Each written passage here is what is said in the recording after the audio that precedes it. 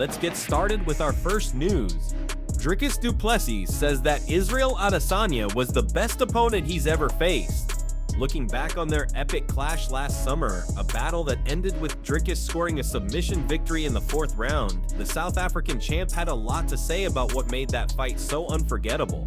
In a recent interview with B-Way, Dricus opened up about how significant that bout was for him, mentally, physically, and emotionally. It wasn't just another fight, this was a high-stakes war against someone he'd admired for years. My toughest opponent to date? Well, that's kind of an open-ended question, Dricus said thoughtfully. There were fights that were hard for different reasons, but I have to say, probably Adesanya was the best guy I faced in his specific area. Probably the fight I was the most nervous for, just in terms of how good he is. He can catch you with anything, anytime. That's some serious respect coming from a guy who's faced killers in the cage. He didn't hold back in explaining the gravity of facing someone like Adesanya, who had been the benchmark in the division for years. All the time I spent looking up to him, studying him, he was the standard.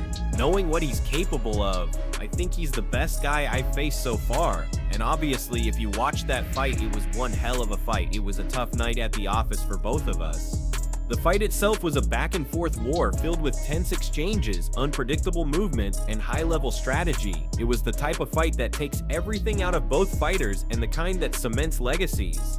But interestingly, when it comes to pure grit and toughness, Dricus said someone else takes that crown.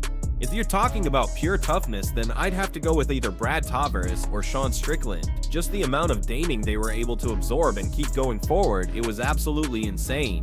That's high praise, and anyone who's seen Sean Strickland's walk forward, zombie-like pressure style knows exactly what Dricus is talking about. These guys may not be the flashiest, but they're absolute machines in terms of durability.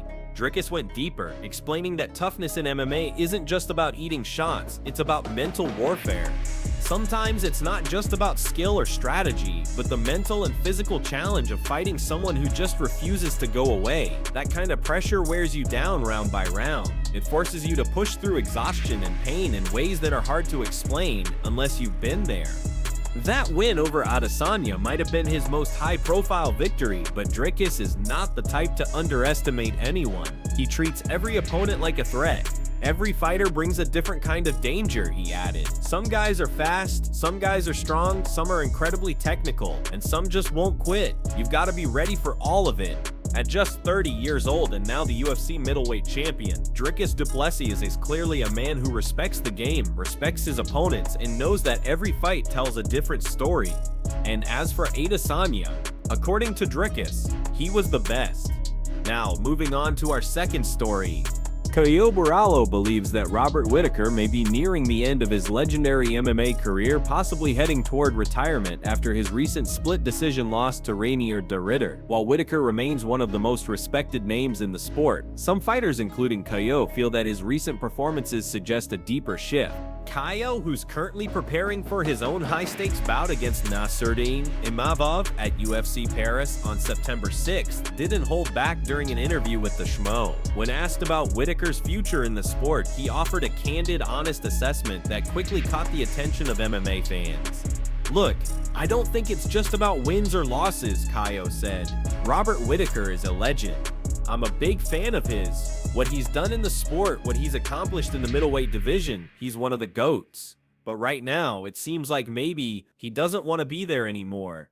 Bora emphasized that this wasn't meant as an insult, quite the opposite. He admires Whittaker's legacy but believes the signs are there and hard to ignore. His face says it, his body language says it. I just don't think he wants to go in there and do another 5-round war again. I don't believe that's what he wants anymore. He continued by saying his words come from a place of respect, not criticism. This wasn't trash talk, it was a fighter acknowledging another fighter's journey, and perhaps his crossroads. With all due respect to him, again, I'm a big fan, but sometimes it's just not your moment anymore, and I think maybe that's where he's at. Very close to retirement, or at least close to stepping away and reassessing what comes next. There's no doubt Robert Whittaker has had an incredible career, a former champion, and a veteran of countless wars inside the UFC octagon. He's faced the very best Israel Adesanya, Yoel Romero, Darren Till, and many more, always showing up, always giving it his all. But the truth is, as fighters age and evolve, so do their priorities. What once drove them, the hunger, the pressure, the glory, can begin to shift toward things like family, health, and legacy. Caio wrapped up his thoughts by highlighting that this transition doesn't mean weakness, it means growth. I think it's natural, Caio concluded. You reach a point where your body talks to you, where your mind starts thinking about your family, your health, your legacy. It's not weakness, it's maturity. And I just feel that time may be arriving for Whittaker. Whether or not Robert Whittaker is truly ready to hang up the gloves remains to be seen, but one thing's for sure, his legacy is already written, and if he does walk away soon, he'll do so as one of the greatest middleweights to ever step foot in the cage. Let's now move on to our third news item. Chael Sonnen is extremely confident that the UFC is planning to book Ilia Topuria versus Arman Tsarukyan next, despite Ilia's recent claim that he would rather vacate his title than defend it against Arman. Speaking to MMA Junkie, Chael said, "Outside of illness or injury, and I mean this, even if I'm breaking news to you right now, I'm not giving you my opinion, I'm telling you a fact. It's Arman versus Ilia. That's 100% the plan." He went on to explain why he's so sure. A couple of things have changed for Arman. First of all, I'm coming to you with information, whether I should or shouldn't. Second, I was the best man at the wedding of Daryl Christian, who just so happens to be Arman Tsarukyan's wrestling coach. And third, Chael continued, I spoke to Coach Sam Calavita recently. He was trying to film some footage of Khamzat Chimaev training. And guess who showed up in the room? Arman Tsarukyan. That's not a coincidence.